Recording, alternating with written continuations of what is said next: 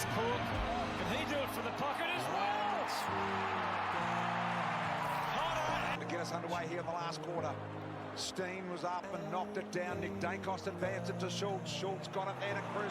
Back to Nick Dacos. Gave the handball away. Cameron the standing start. Big long ball around the corner. Would be a miracle start. Soccer off the ground for Dacos. Kicked it. He's got it. Hello everybody, Big 7 here, back for another SuperCoach video. I scored 22.34, which was a little bit above average, put me up to 30k. Don't get the normal SC home screen because the site is half screwed at the moment, but that's kind of like my team. Unfortunately, lost Sam Darcy over the weekend. More sad for him on a personal and football level rather than my SC team. It's not in awful shape, but yeah, with the starting team, just made a few too many mistakes, too many mid-prices, and look, I'm making up ground, like I said, into about 30k overall, 31k in from 50. The aim will be top 1k from here, but also the SC Cup, that'll probably be a priority if I'm still in that past like round 13 or 14 odd. So the trades, oh my god, I keep forgetting I can't do that. Back to the field.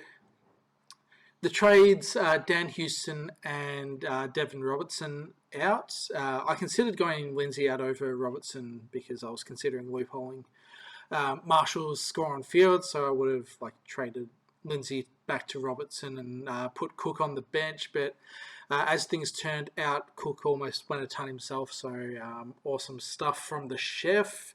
Yeah, Houston, Robertson out for Jackson and Flynn Perez. I didn't expect him to hold, but once he did, and Scrimshaw on the emergency, I thought I might as well take the risk. 99k, didn't do too badly in the first couple of games, and scored at 55, so we'll take that. I'll try and go through the team pretty quickly. I'm not going to touch on the premiums. They all did premium stuff. Don't have the Bont, which that is very good for me. Jake's on field, not great, but it happens. Can't be too upset by that. I could have fielded Marshall over him, but losing 40 points in the rookie roulette isn't the end of the world. Tanner Bruin, 56 is not great either. I was hoping he could kick on to like a 450 odd, but the break even is up to 59 now, so he might not be making as much money as I thought. But on the topic of money, like I know I'm in a great position for team value, sitting at just under 12.5. I think, oh my god, so even the rankings aren't working at the moment. Leagues? No.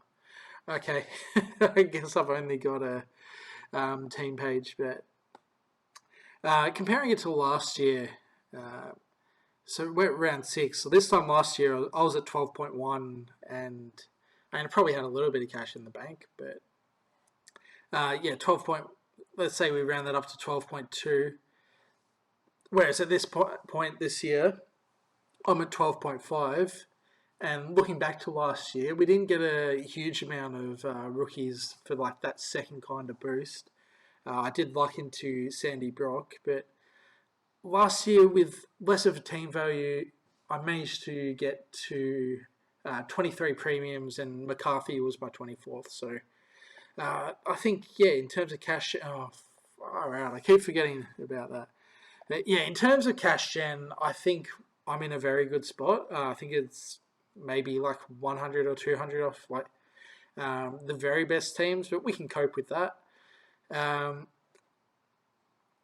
Yeah, so the vice captain, I went for Dacos because I thought my only loophole on Thursday night, I thought my only loophole was going to be Tim English, who played the Friday night game, which for some reason there were 2 Friday night games. AFL just hates interstate teams. There's a showdown, I think, in 2 weeks' time that clashes on the Friday night. It's just like, I love watching showdowns and derbies and stuff as a Victorian. why can't they just be a standalone game? But if I could make a weekly segment about ranting about the AFL and just astounding some of the decisions that people get paid money to make. But anyway, we had a double header. Meant that English was going to be locking out, so did Dacos taking the 140. If I didn't, I probably would have gone Grundy into Jackson if I had free choice. But I did have free choice, but I didn't know that I had free choice until Lindsay was out on the Friday. So lucked into a few extra points with Dacos. Very happy with him, and Butters as well. Outstanding on the weekend. Very happy to only have Butters and Dacos as the premium midfielders. LDU's doing well as well, but I was never picking him. He's had a soft fixture run, so I don't regret that at all. The light midfield structure has worked a treat, and Errol Gordon as well, who we started with, but I've maintained that he would have been a great pick as well, but unfortunately got injured. The rookies, they're just pretty much all of them are cooking. Jakes has dropped to 34, which starts him a bit. Philippou a bit disappointing, but the break-even is 37 playing West Coast, so there's a chance that he restarts his cash. And just going back to the whole team value and stuff like that, normally by this stage, I think most people would have 3 or 4 dead rookies on the bench, and I'd probably have 2 or 3. But English is my only loophole at the moment, which is very pleasantly surprising for this time of year. Is shit going to work? No. All right. Let's go into the Excel then and see if things are working by the time we're back to normal. But I am thankful I did prepare this earlier. So on the left, that's basically my primo targets. So Sinclair, Ash, Nass, Bont, Butters, Dacos, Grundy, Gawn, Sheasel, Petrarca, Pickett. I think are all going to be locks for the respective pass marks. So I want 105 out of a defender, 115 out of a midfielder, 120 out of a ruck, and 95 out of a forward. The probable ones, Whitfield, I think he does it. Holmes and Smith probably could go into locks, but I guess they could fall off a cliff. But I think, it's pretty likely that they hit that 115 mark. Heaney started the year well. Could he drop off? Potentially, but I think he should hit that 115 mark. Jackson, I think, will go 120, and Took, I think, will go somewhere between 95 to 100. But he is also 30, so there is a chance that he has a bit of age regression. And the way I'm playing these premium trade-ins is, and yes, all these guys are locks. I don't have Nass, I don't have Ash, I don't have Bont, I don't have Gawn. But I want to buy the dip on all of those guys. Just because the Bont's putting up 150 scores doesn't mean you have to pay 700 for him. And people that did that, they've been burnt to a crisp. So after naming him the number 1 trap of the year, I'm glad to see Bont fall off a little bit. I know he's playing a bit injured as well, but he also copped a O'Sheen Mullen tag and will also cop a Jordan tag this week. So licking my lips, waiting to find a 550k Bont and effectively gain 150k over people that either started him or traded into him. So happy to be fading the Bont. And I'll go through the rookies. Essentially, I've put this timeline together pretty briefly. Maybe not be exactly accurate, but essentially, if it's green, I think that's an ideal time to trade them out. Yellow means probably wouldn't, but I think you can make a case for it. And then grey is definitely hold them. So Sarong with the 45, I think it was 48 last week. What's the 63 break even? I think that was 64 break even. He's got the 126 in there, but a lot of the rest of the scores are between 50s and 70s. So He could find a spike score and restart the cash gen, but I think at 313, I'm fine moving on from him this week. Jake's 49 break even. I want to wait one more. Conversely, yeah, he's been putting up 60s, 70s, 80s, and at 250k, I think he can find another 50k in him. So I would prefer to hold on to Jake's for at least another one, but another poor score, and then he can see the door. Grill 53. I think he can go. I'm probably holding him myself this week, but yeah, he's been scoring around about 60s with a 50-odd break-even. I think Melbourne and West Coast are two good matchups for him, though, and Banks with the broken collarbone potentially provides him a bit more opportunity. But he's a young player, first year in the system. It wouldn't be surprising if he was even managed this week against Melbourne and prepped for that West Coast match on the road. So I think Grill can go. I'm probably going to hold him just because I need to cash out players with more money. But I think he can go, but he could also restart the cash gen. Josh Lindsay, -9 break even is a clear hold.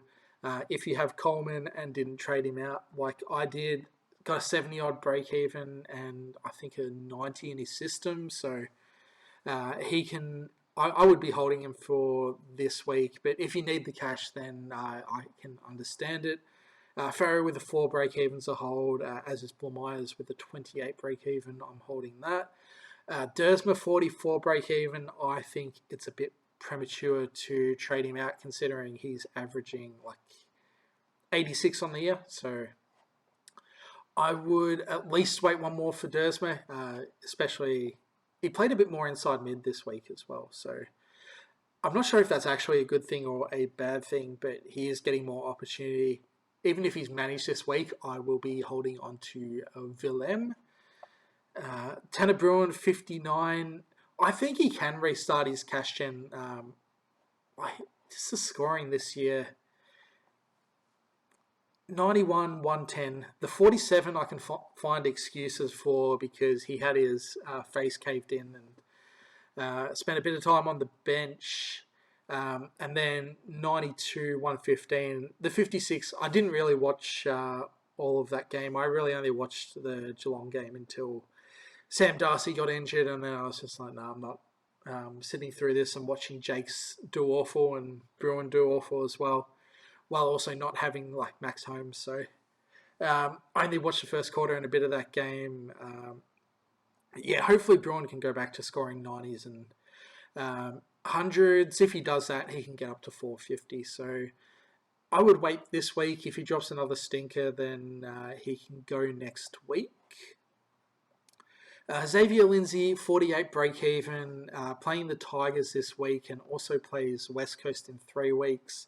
I would prefer to hold if you have him, but I think I have to trade him out with my trade plans. But there's also a chance that he loses the role with Tholstrup played a pretty good game in defence, and Ed Langton also played down back this week and I think had 26 or 28 touches or something like that, and looked decent as a defender. So I wouldn't be shocked if Lindsay comes back in the side and goes out onto a wing because he did play on a wing in his rookie year. So should still score okay out there, but the floor without the kick-ins just wouldn't be the same. So would prefer to hold Lindsay, but Xavier that is. But I think he will be going for me.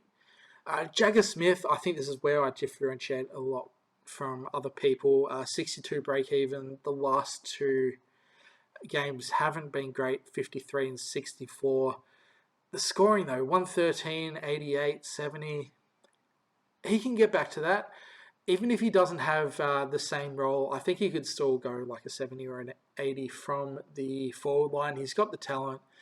There's also an outside chance that like someone like Shearer plays half back or half forward, or Walsh loses rotations, or Cripps plays a bit more forward time to accommodate Jagger. So I want to wait 1 or 2 more. And with the 62 break even, he's not going to lose too much money if he does have another poor performance. So I want to back the talent in for Jagger, but could trade him out next week. We'll see how things go. Milan Murdoch, absolute GOAT, negative 57 break even. Hopefully not trading him out for a few weeks, but I guess he could get injured again. But what a man Milan is.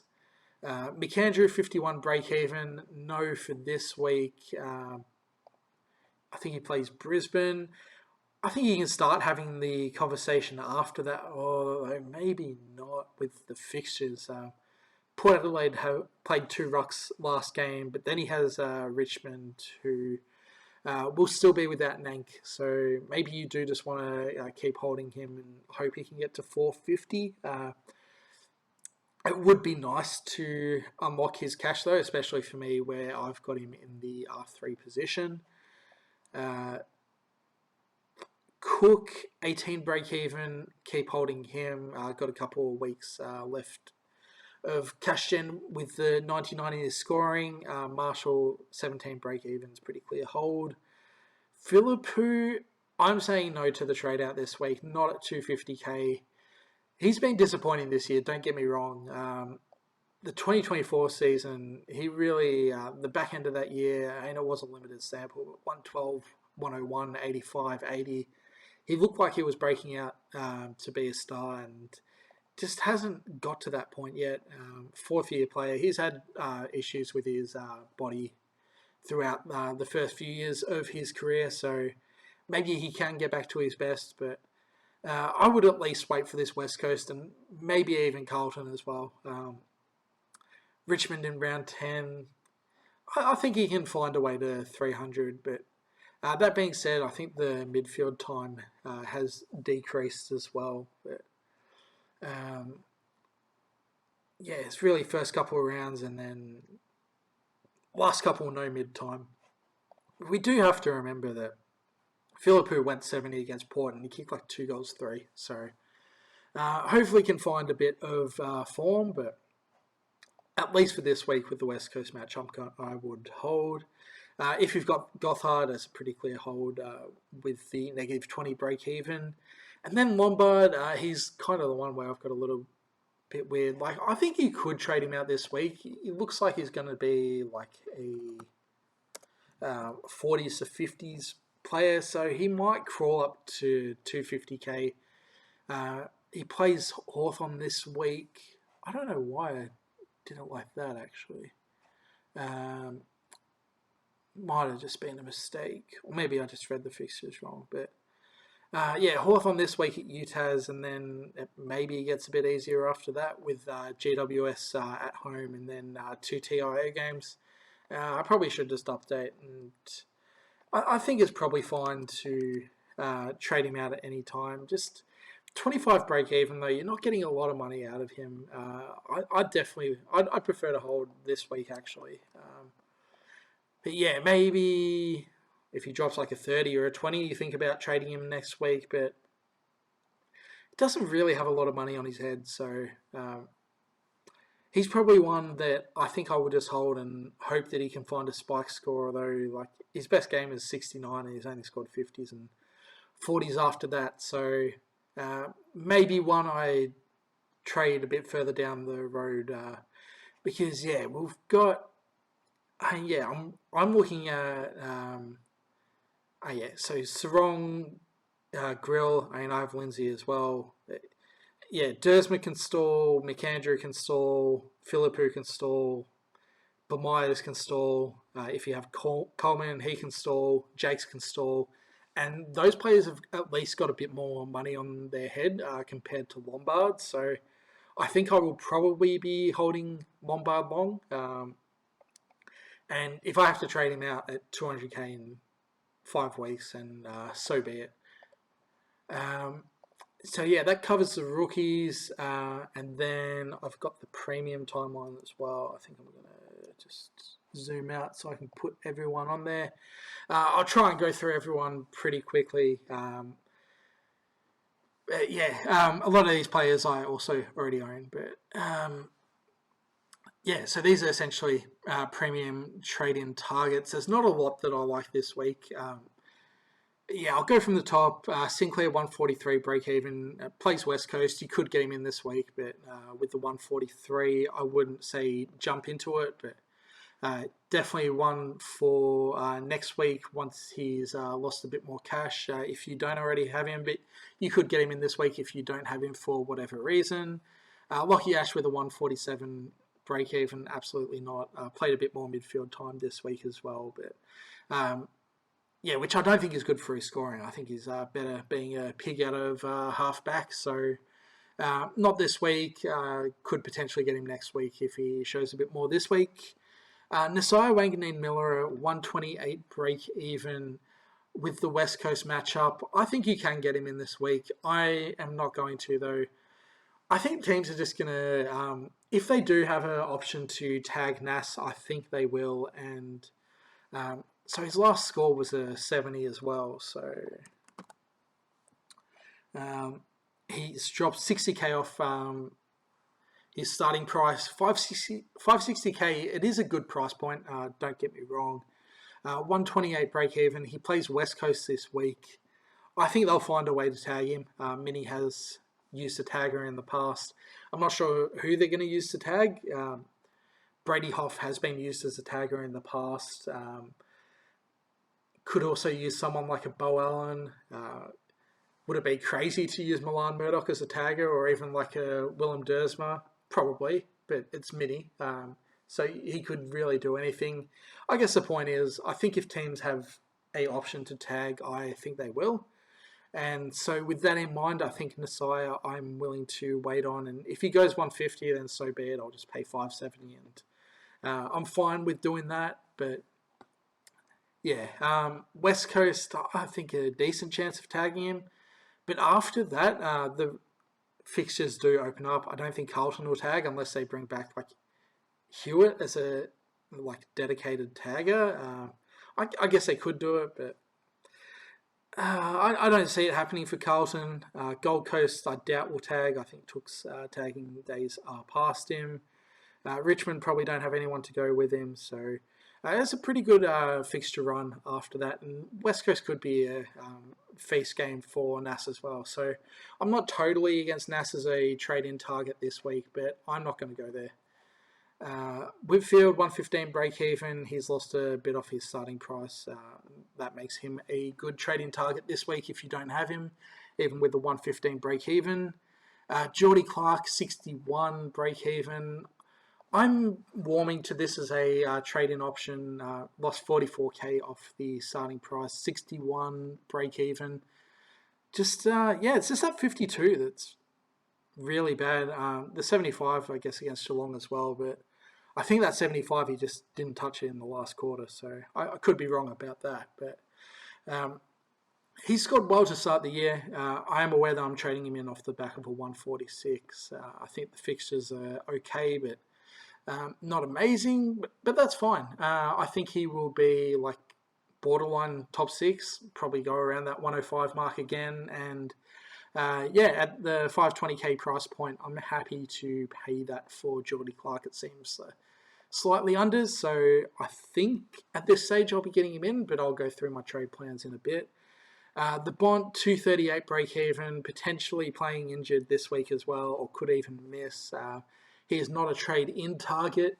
Do you trade him out, though? That is a very interesting question in my mind, because if he does play, he is going to cop the James Jordan tag, unless he plays forward, which it's a possibility as well, but do you want a 650k mid playing full forward and potentially injured?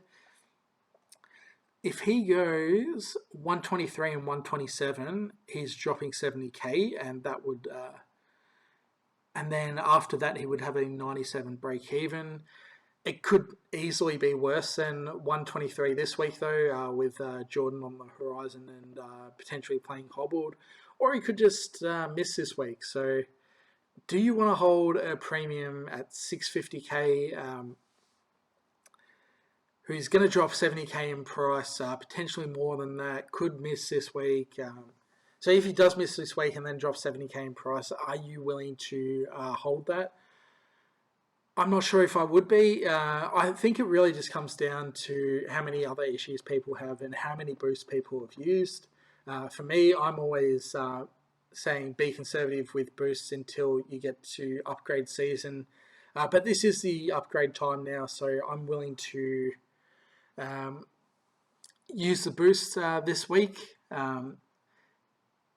But yeah, that being said, if you've used like 2 or 3 boosts already, do you want to boost Pontempelli out, or are you just going to hurt yourself in round 9, 10, 11 when you're trying to cash out rookies and you can't do it because you've used the boost on boosting Bont out? So I think it can go either way. I would probably lean slightly, ever so slightly, towards a trade out, but you'd have to be like in a healthy position with your boosts, and it would have to do something for you as well. Like maybe you're doing like a sarong and a grill out, and then you're 70k short of your target. So maybe you can do Bont down to someone, free up a little bit of extra cash, and get 2 targets you like, rather than like doing grill and sarong out and then being short of the player that you want anyway. So definitely not a trade-in target,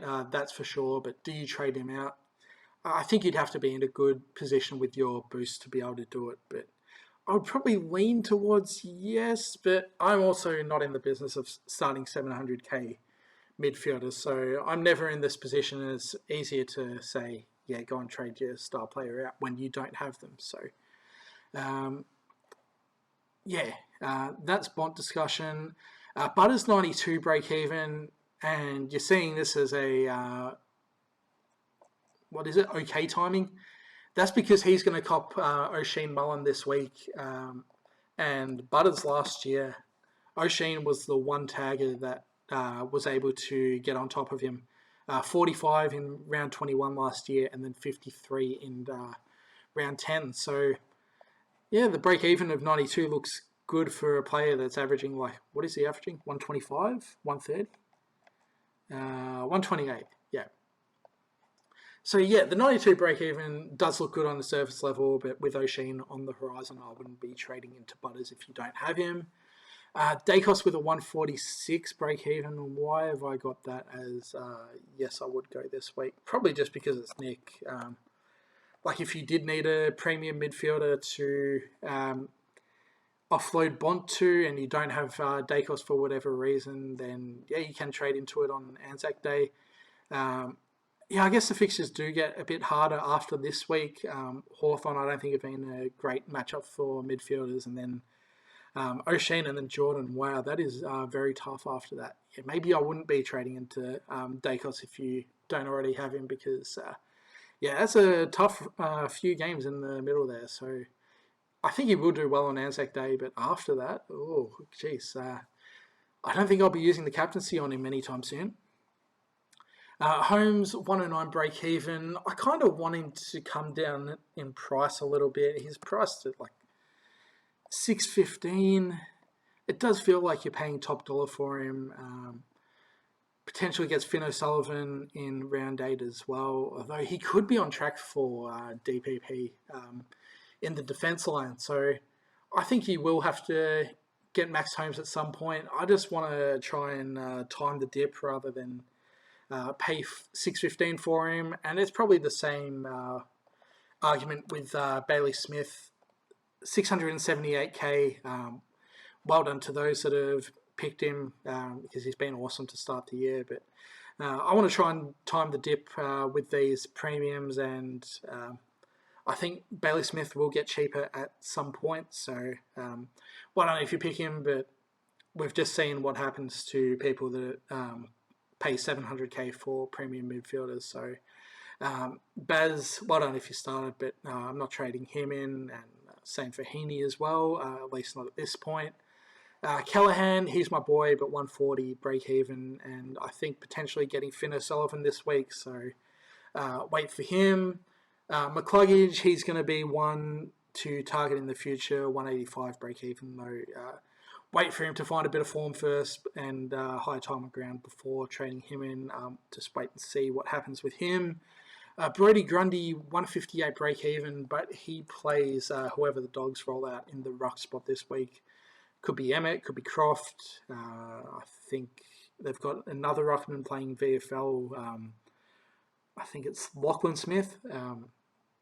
I don't think it will matter. Grundy could genuinely go 180 this week against the Dogs and beat the break even. After that, it's a bit tougher. Melbourne gone. Sherry, I think he'll do okay against. And it's hard for rucks because it's kind of like I think you want to avoid. I don't think the Gorn matchup is too bad, but yeah, I think good ruck against good ruck isn't as bad as people make it out to be. It's kind of just like capitalising on the bad ruckman. So guys like, the Dogs without a ruckman at the moment, Richmond with Samson Ryan, GWS all year. I don't particularly rate Madden or Briggs. Just those kind of matchups you want to capitalise on. But I think the rest is much of a muchness. Maybe you don't want to play Hawks, Joe Rockman, but even good ruck against good ruck, they can still score. My mind still goes back to it was like 2017 or 2018 when Goldstein kicked like 5 goals and scored 180, and Gorn also scored that as well. Both of them just racked up huge points. So good ruck and good ruck, I'm not really concerned about, but I think they can still score. Maybe Gorn could be a trade in this week if you don't have him, even with the 185 break even, because he plays Samson Ryan or Hayes Brown or whoever Richmond throw out as a ruck. I could just 185 break even, 700k, 565 people were traded him. Would I really be surprised if Gorn smashes this break even and goes 200? Not really. It's probably not a good trade-in on paper, but the game's played on a footy field. It's not played on paper. So there's a world where the Gordon trade-in works this week, but I wouldn't be going there myself. But I wouldn't be shocked if it works. Luke Jackson, I think if you wanted a premium ruck and if you're in the position like me where you've got Tim English and maybe there's news that comes out during the week and English is another 4 weeks away, then I think if you're trading in a ruck, you would bring in Luke Jackson because he is playing Carlton this week, and Carlton I think they have to play Liam Reedy because Pitten's injured and O'Keefe I think got suspended in the VFL. So imagine having all of Grundy, Jackson and Gorn this week. You could, if you captain one of them, you could legitimately have 800 points from your ruck line this week because Jackson, he hasn't capitalised against a bad opponent yet. I was hoping he would this week with the trade-in. Only went 125 against West Coast. But last year he absolutely feasted on bad matchups. 186 against Essendon, 142 against Carlton, 165 against Bailey Williams. So I'm waiting for the spike score. I think it'll come at some point, and hopefully it comes this week, having traded him in last week. Petrarca with the 150 break even. I can see it being a good trade-in. He was in great form to start the year, and even this game against Essendon, it was only a 105, but I just don't think he did a lot in the fourth quarter when the game was on the line. So I can see it being a okay trade-in. I want to try and time the dip, but if you want a secure top 3 forward, then go and pay $571 for Petrarca. I think I'll try and buy the dip and get him in probably in 2 weeks' time, maybe for the St Kilda game. I think Nass is probably my target for next week, and then Petrarca the week after that, but we'll see what happens. Took 132 break even. I've considered trading him in. Started the year really well, and then kind of just got the Tholstrup tag against Melbourne. Only scored 88. Expected him to do better at Norwood Oval, but only went 72. And then the 103 last week to get back on track. Started the year well, but so did Gold Coast, and they kind of fallen off a little bit since the bye. Losing to Melbourne, almost lost to Essendon, got smashed by Sydney. So I think Took probably comes good, but he did 107 last year. He's 30 years old. Maybe the game's moving a bit away from his type of midfielder, where he was a big tackler in the past. So I still think he does 95 to 100. 130 break even. I think you can do worse for trading him in, especially if you need a forward this week. It just depends on who you have. Cozzy Pickett, 122 break even. This is a weird one with the fixtures because he's playing well. Let's go to 541k. He's playing well. 94 against Essendon. Really, it was just some bad disposals. But 135, 126, 108. I think he's very clearly a top 6 forward and does 100 plus. Richmond game, that could be a feast. Sydney game, he'll probably cop the Jordan tag, so that could be a floor game. And then after that, he plays West Coast, so that could be a feast. So would I be happy trading him in, knowing that you could get 2 feast game and 1 awful game in between that, and then it's pretty normal after that? I think I would be at 541k. But if you are going to trade him in, either trade him in this week or trade him in after the Jordan game. I wouldn't be trading him in next week. Under no circumstances would I be doing that. But if you want him, I would say go and grab him now with the Richmond game, his immediate fixture. Rochelle, I don't think you're trading him in. I think if you faded Rochelle up until this point, you're just going to fade him for the year. Dan Curtin's a bit closer to returning. I think he's going to play Samford this week, so I think Curtin probably comes back and plays wing, but as the season comes on, gets a bit more midfield time, so that could hurt Rochelle. I still think Rochelle is probably safe to do 90 to 95. I'm happy owning him for the year. I think if you wanted him, you should have traded him in at 400k, and otherwise you just bet on another forward option, because there's plenty of forward options to bet on. Bailey 119 break even. I think I would. He's got a 50 in his system now, so I would just wait for him. But he's someone that's on my radar for later on. Horn Francis 81 break even. I think you can trade him in if you want to. I'm a little bit concerned about the lack of preseason and potentially the foot flaring up, and Port Adelaide maybe not being great. Horn Francis also didn't capitalise on the early fixture run, which was favourable. But he is a great talent. Maybe just needed to build into the year off the lack of the preseason. So I think he's a fine trading option. I guess the other thing I have against him is he has a bad bye. He'll be sharing with Rochelle and Sheasel and the Gold Coast lads, so I can see people getting to that point and scrambling for numbers in that week. That being said, though, if you like him, go and grab him. Still a fair way away from the buys, so it hasn't really come into consideration for me, but I think he's a fine option. I'm going to target others. And then Rankin, he's lost a bit off his starting price, 85 break even. I'd probably wait one more, actually. Wait one more. Just let him capture that spark again.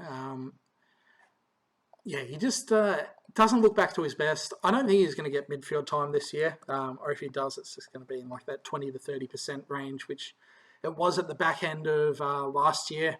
But in the back end of last year as well, he still scored okay. I think he did around, so from post-buy, so 97 before the buy, 99 after that. So I think he started losing CBAs around that Dogs game, but still mid-90s. You would take that at 429k. Could even trade him in this week, I guess, but I want to see him find that mojo again. He's potentially, the 103 against Carlton, 69. Showdown Rankin, that could be good. So I think I'd just wait. Hopefully he recaptures his mojo, because he's one of my favourites to watch. And yeah, so going back to this, this is essentially how I've got each player ranked. Although, like in this potential category, it really doesn't take much for a player to shoot up or shoot down. So I probably would have had Richelli more in the probable last week, whereas he's more potential now.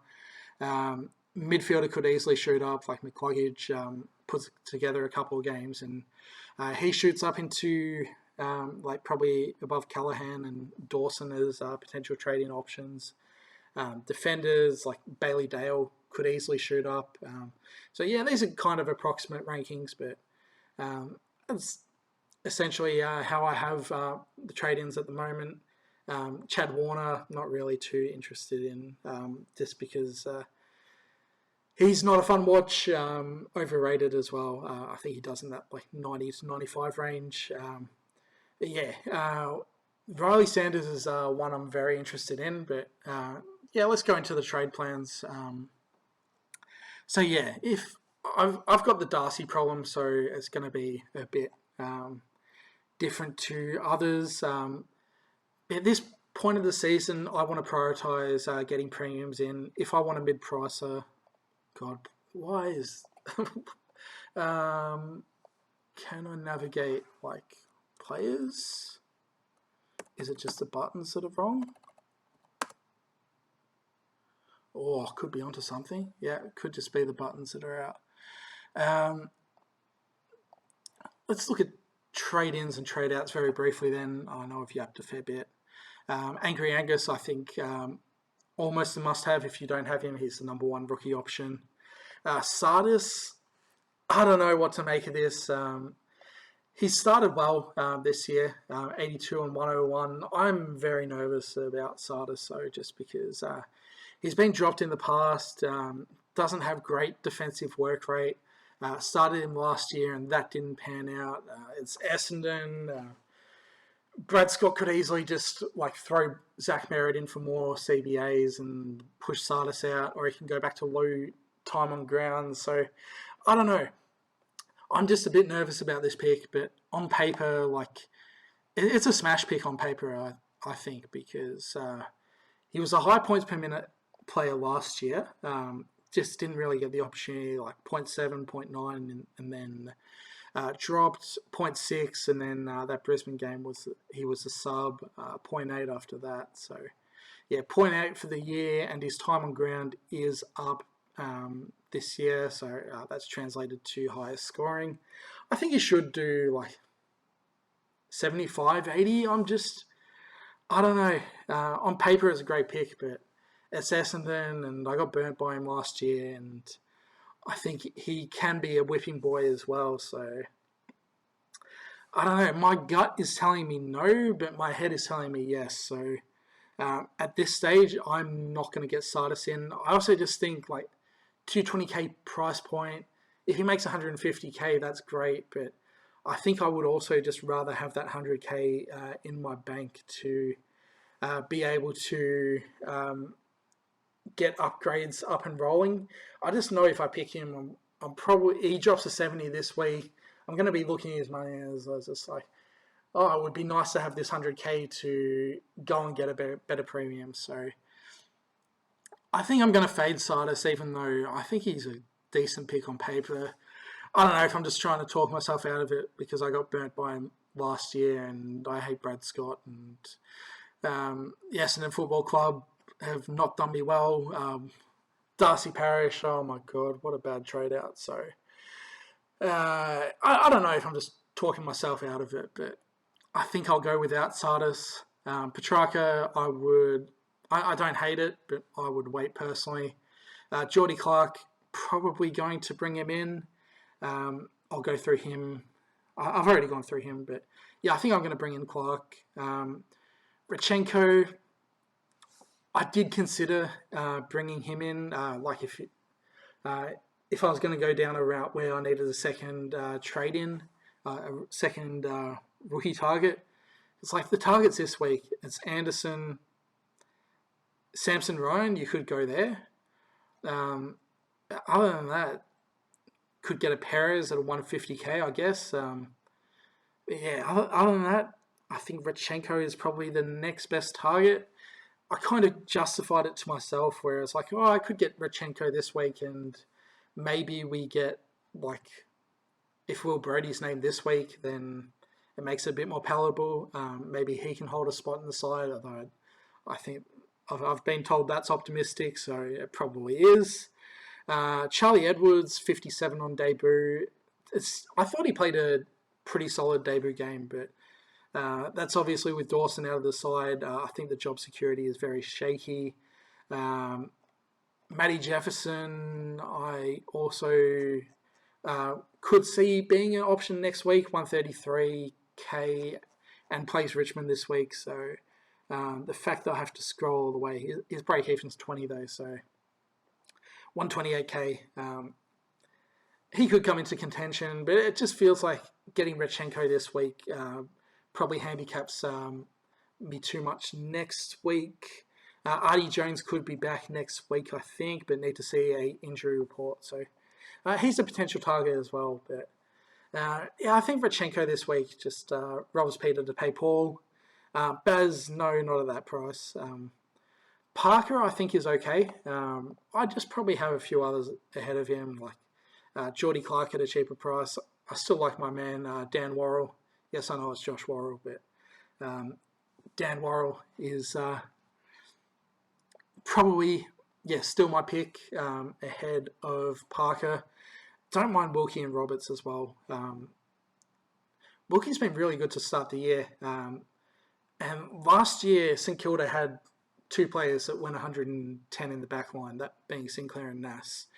And that was a little bit of my reasoning behind picking Windhager, but it looks like those points are just going to Wilkie instead, and he's farming marks and disposals. So I don't mind Wilkie as a pod trade-in, to be honest. I would be picking him over Parker, I think, just because the North back line, there's still a lot of changing parts to it. I was surprised I didn't see Zerha's name. Is it more in the top 10%? Or people just going full fade Zerha? Yeah, okay. I thought Zerha would get a bit more love. Like players in the North Melbourne backline have been peaks in the past. -7 break even. 140 in the system. It's just are you picking him as a cash cow and then you're locking 200k away comparing like him to a rookie, or are you picking him as a keeper? I'm not sure if the role does hold for the year. I don't think he's going to be in the same vein to like Parker and Daniel and McKercher. I think they're more distributor types. Zerha did a fair bit of intercepting on the weekend, and he did look good in that backline role, but I don't think he goes like 100 plus like Parker and McKercher have in that position. I think he's more like around the 90-ish range, which means he'll make a bit of cash, score well on field, fill a hole in the forward line in the meantime. But yeah, I just don't want to pay that price at this time of the year, but I can see that working. Cozzy, I've said, I would trade him in for this week if you like him, just don't trade him in next week. Horn Francis, I think he's a fine trade-in. And then Zach Merritt, I haven't really considered him, but 580k. I think he took some kick-ins in the last quarter as well, which is pretty funny. He looks good, back to his best. I think I would just rather wait for some midfielders to come down in price. Keller's going to be cheap. Anderson will be cheap. Dawson, hope everything is okay from him from a personal perspective, but when he does come back, then it's an obvious watch on that. But hopefully he comes back and he's back to his best. McCluggage is going to be cheap. Richards cheap as well. So Merritt, I think he will score well. Probably close to like that 115 mark for the year, but I'd just rather get other players later on. So I wouldn't be trading in Merritt. Trade outs, I've gone through all the rookies. Dev, obviously, if you hold him. Pick your poison. in regards to rookie trade outs, and Buderick obviously has to go if you have him. And Sammy Darcy, unfortunately, I have to trade him out. So, oh my god, so now I've got to click a ton of buttons to get back to the screen. Yeah, so if I didn't have Sammy Darcy, like let's just pretend he was fit, then I think I would be doing something like Sarong and Grill, and getting something like, I think I was able to do Took and Anderson.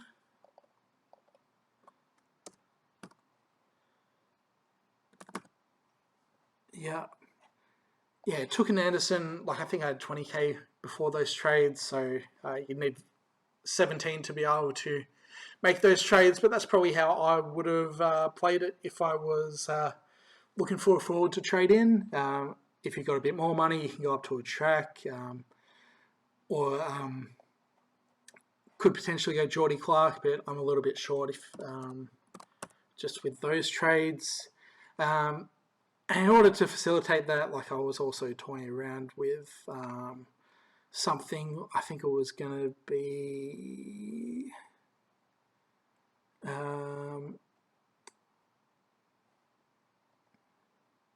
don't remember who it was actually going to be. Maybe forcing someone like a Jake's out to like a Sardis if I wanted to go there.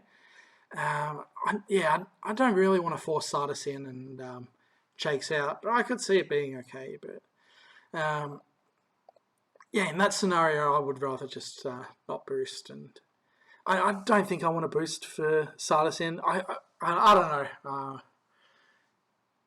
I'll keep saying it. Just he's a good pick on paper. I don't want to lock up 220k, and but I accept I can get burnt by him, and if it happens, it happens. So be it. But yeah, that's probably how I was going to play it. So yeah, if I didn't have Darcy, I probably would have gone taken the plunge on Took, but because I do have Darcy, I need a Darcy replacement. So if I was to go Took, it leaves me 440k, and that brings me to a player. How have I got to do this? Probably like that and that. I'm very interested in Riley Sanders. 77 break even, 122 against Essendon, 95 against Hawthorn, 92 against Geelong. Those Hawks and Geelong games, Dogs got smashed. So to score that well in smashing is good. The CBAs, first couple, so he missed round 0. I forgot what he was out with. What was he out with? Riley Sanders, opening round. That's right. Yeah, he got kicked in. Had a Falcon in the preseason game and had the concussion. So missed opening round. Kind of eased back into it, and then 70% CBAs. Richards also missed that game. Libba missed that game, so there was more opportunity. But then with Richards back in the side, 50%, and then Libba out as well. Concussion issues. I know the Dogs are saying it's going to be on the shorter side, but given his history, I'm not sure how much I trust that. You also have Bontempelli potentially playing more forward time now with injury, so I think, Sanders should stay around that 50% range, but there's also potential for him to go up to 70%, and he hasn't had a huge sample size over that period of time, but 70%, 50%, 45. Last year, 40 against North, and then rookie year, 50%, 40%, but he was subbing that game. It's kind of nitpicky, but the sample across those 5 games is 90, and coming into his third year, so there's definitely scope for improvement.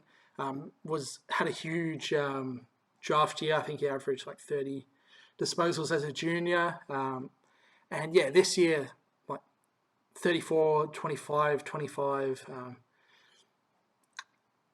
And yeah, the disposal efficiency has been pretty good as well. I don't know, it's just Dogs midfielders. I'm a sucker for them. Matty Kennedy was a player that I kind of looked at and then didn't go for. Then he went up a bit, and then I was just like, nah, I'm not going to go there. He's already gone up. And then just kept being a solid pick. So, I don't know. It feels like a bit of a punt, but he's clearly talented. He's had 25 disposals in his last 3. Potentially gets a bit more opportunity. Is there a world where he out-averages Miller, Horne-Francis, Rochelle, Bailey, Warner, McInerney, and does like 100 to 105? I can see the vision. So I'm not sure if I'm actually going to go there or not. I do have a boner for Dogs midfielders. I wanted to pick Fraser at the start of the year, and then that didn't eventuate. But maybe I was just on the wrong horse. Maybe I should have just... maybe it was Riley Sanders' season all along. So I think I do want to go there. The problem with going Sanders and Took is that it locks out the forward line, 6 premium forwards, and Track is someone that you absolutely have to get back into your side unless he gets injured again. And I'm not picking 6 premium forwards and hoping Track gets injured.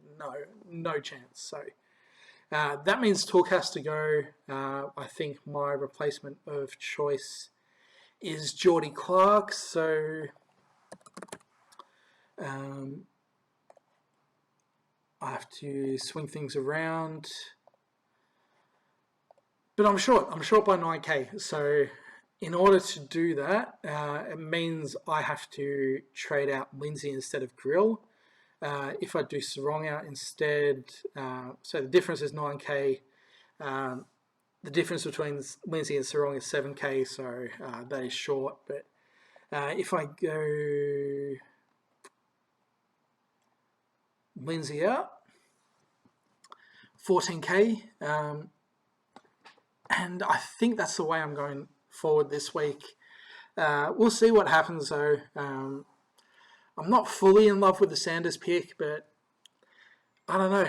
I do just get bonus for Dogs mids, and after missing Kennedy last year, and just it also comes down to wanting to put points on field now. I've been conservative over the first 5 or 6 weeks of the year.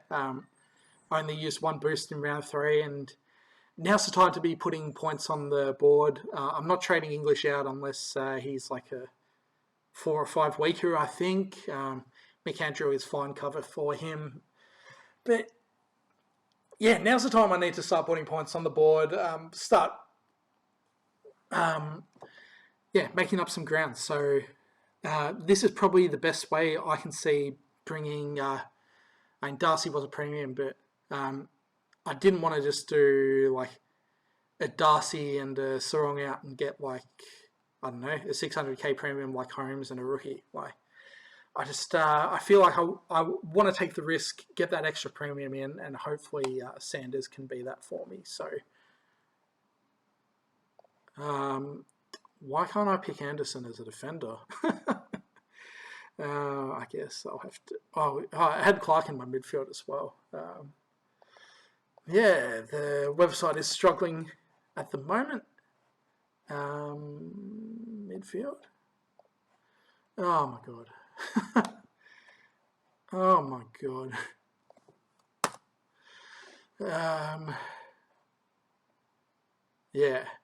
We're not having fun today. So it was Sarong, Lindsay, and Darcy, and then we go Anderson of the Angus variety, Sanders, and Clark. So that leaves me 14k in the bank. And we will, I don't think I will optimize. I'll do it by hand. I think I want Grill off the field. Or on, yeah, so.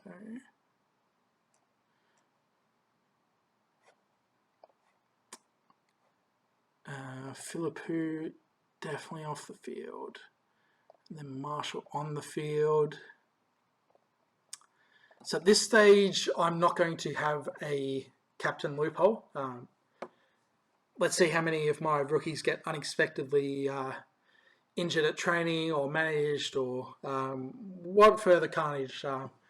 Because at this point of the season, the way the season's gone, carnage just feels inevitable. So if I don't have a loophole, I'm going to straight captain Grundy against whoever the Dogs put as a ruckman. The Dogs can name a full 23 of tall players, and I'll still be captaining Grundy. He's my top option. I think it's just rucks if you've got them. Grundy, Gawn, and Jackson. I don't have Gawn, so it would be Grundy Jackson if I do find a loop from somewhere. I think Nick can go really well on Anzac Day as well. Butters definitely not with O'Sheen.